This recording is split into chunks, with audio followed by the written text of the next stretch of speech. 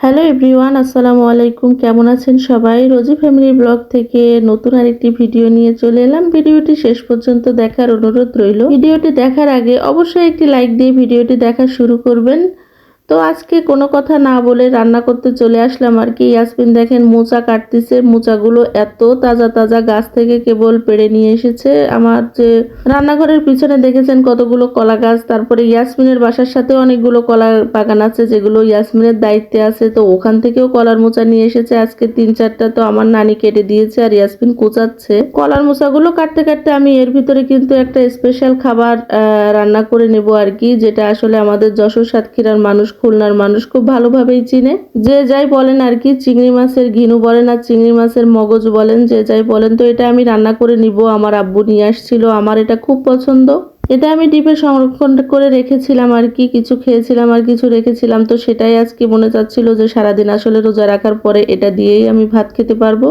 তো আমি চিংড়ি মাছের মগজটা আসলে আলাদা করে ভিজিয়ে রেখেছিলাম আর কি, মানে কোটা শুদ্ধ কিনতে পাওয়া যায় আর কি। ওটা একমাত্র সাতক্ষীরা, খুলনা আর যশোরের মানুষই পায়, ওইদিকেই পাওয়া যায় যেহেতু চিংড়ি মাছ ওখানেই হয়। আর ওখান থেকে চিংড়ি মাছ সারা বাংলাদেশে যায়, বিশ্বের বিভিন্ন প্রান্তেও যায়। মাথাটা বাদ দিয়ে সব মানে এটা নেয় আর কি। এই জন্য মাথার ভিতরে যত ঘিনু থাকে, ঘিনুটা একটা কৌটা করে বিক্রি করে আর কি। তো সেটাই সেই অবস্থায় কিনে আনা। তো এই দেখতেই পাচ্ছেন কৌটাটা, এতে আর কি পুরোটাই সব মাথার মগজ, একদম মানে এত লাল আর এত ভিটামিনে ভরা, এটা একদম লাল টকটকা হয়ে গিয়েছিল। নারকেলের দুধ দিয়ে রান্না করলেও ভালো লাগে। তো আমি আসলে নারকেলের দুধ দিয়ে আজকে আর রান্না করিনি, বেশি করে পেঁয়াজ দিয়ে, কাঁচামরিচ দিয়ে, একটু ধনিয়া, একটু জিরার গুঁড়া দিয়ে ভালো করে লবণ হলুদ দিয়ে কষিয়ে নিয়ে মশলাটা, তারপরে আমি ঘিনুটা দিয়ে দিয়েছি। এই যে চিংড়ি মাছের এই মগজটা যে এত মজা, এত মজা কি বলবো আসলে। যারা যারা খেয়েছেন অবশ্যই কমেন্টে জানাবেন আর কিরকম ভালো লাগে।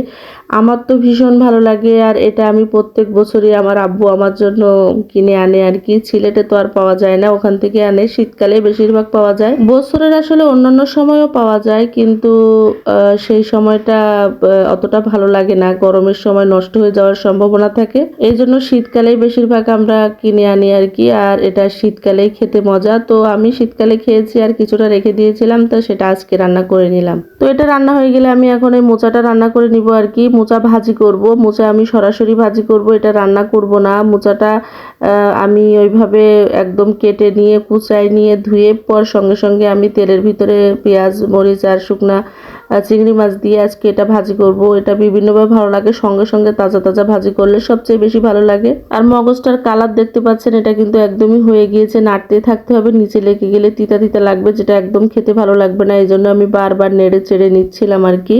সকালবেলা উঠেই ভয়েসটা দিচ্ছিলাম, এই জন্য গলার অবস্থা, গলার 12টা বেজে গিয়েছে আর কি। আর রাতে বাচ্চাদের জন্য একদমই সময় পাইনি। মগজটা নামিয়ে রেখে আমি কিন্তু এর ভিতরে এই মোচাটা ভাজি করে নেব আর কি। তো যারা এই পর্যন্ত আমার ভিডিওটা কন্টিনিউ করেছেন সবাইকে অসংখ্য ধন্যবাদ। আর এখনো পর্যন্ত যারা একটা লাইক দেননি, প্লিজ একটা লাইক দিয়ে ভিডিওটি শেষ করবেন। আর যারা আমার চ্যানেলটি অলরেডি সাবস্ক্রাইব করে নিয়েছেন সবাইকে অসংখ্য ধন্যবাদ। আর যারা এখনো পর্যন্ত সাবস্ক্রাইব করেননি, দয়া করে আমার এই চ্যানেলটা সাবস্ক্রাইব করে নেবেন আর পাশে থাকা বেল আইকনটি প্রেস করে দিবেন, যাতে নতুন কোনো ভিডিও ছাড়ার সঙ্গে সঙ্গে আপনার কাছে নোটিফিকেশন পৌঁছে যায় আর আপনি আপনার সময় মতো দেখে নিতে পারেন। তো দেখতেই পাচ্ছেন শুটকি চিংড়ি মাছগুলো গরম পানি দিয়ে ভালো করে ধুয়ে নিয়েছি, কারণ এর ভিতরে অনেকটাই বালি ছিল। যখন কিনেছিলাম তখনই বলেছিল যে এতে কোনো বালি নেই, কিন্তু গরম পানিতে দেওয়ার পরে বোঝা গেছে যে এতে আসলে কতটা পরিমাণ বালি ছিল। তো ভালো করে গরম পানি দিয়ে ভিজিয়ে রেখে তারপরে ধুয়ে নিয়েছি কয়েকবার। তারপরে এর সাথে দেশি যে ছোট ছোট চিংড়ি মাছগুলো আছে সেগুলো দিয়েছি আর কি। তো সেগুলো দিয়ে ভালো করে কষিয়ে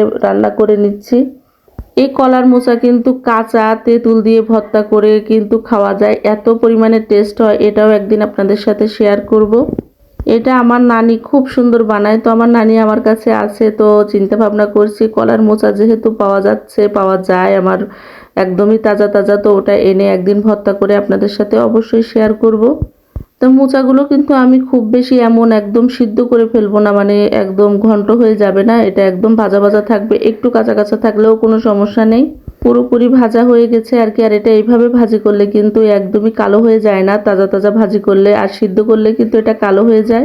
কলার মোচা থেকে শুরু করে কলার থোড় সব কিছুই, কলা পুষ্টিগুণে একদমই ভরা, আমরা কম বেশি সবাই জানি। ভিডিওটি কেমন হয়েছে অবশ্যই কমেন্টে জানাবেন। আজকে এ পর্যন্তই, ভালো থাকবেন সবাই, আল্লাহ হাফেজ।